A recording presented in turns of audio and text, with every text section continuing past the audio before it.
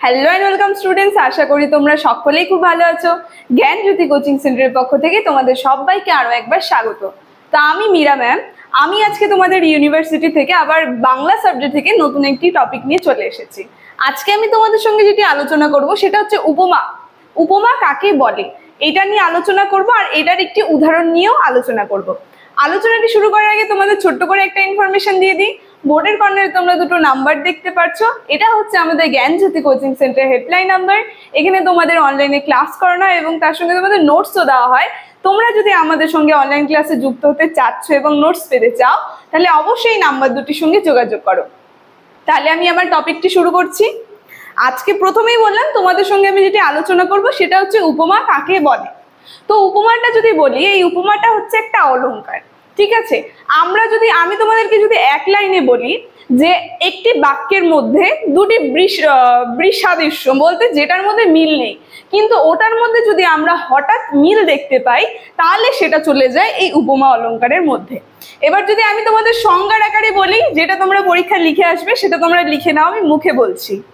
সংজ্ঞাতে তোমরা যেটা লিখবে সেটা হচ্ছে, একটি মাত্র বাক্যে যদি দুটি বৃসাদৃশ্য বস্তুর মধ্যে সাদৃশ্য দেখানো হয়, তবে তাকে উপমা অলংকার বলে। আমি যেটা বললাম ঠিক সেটাই। একটি বাক্যে দুটি বৃসাদৃশ্য বস্তুর মধ্যে কি হচ্ছে, সাদৃশ্য দেখানো হচ্ছে, সেটাকে আমরা বলবো যে উপমা অলংকার। এবার দেখো, এর যদি আমরা উদাহরণ দেখি, দেখো আমি লিখে দিয়েছি একটা উদাহরণ, যে বুদ্ধের কারণ আঁখি দুটি সন্ধ্যা তারা সমরহে।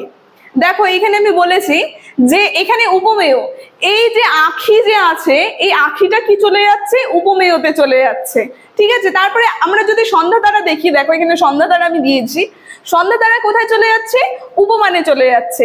আবার যদি আমরা ফোঁটাটা দেখি, এই যে ফুটি, এই ফোঁটাটা যদি আমরা দেখি, এই ফোঁটাটা কোথায় চলে যাচ্ছে, সাধারণ ধর্মে চলে যাচ্ছে। আবার তুলনার মধ্যে যদি আমরা দেখি, এই যে সমটা তুলনার মধ্যে চলে যাচ্ছে।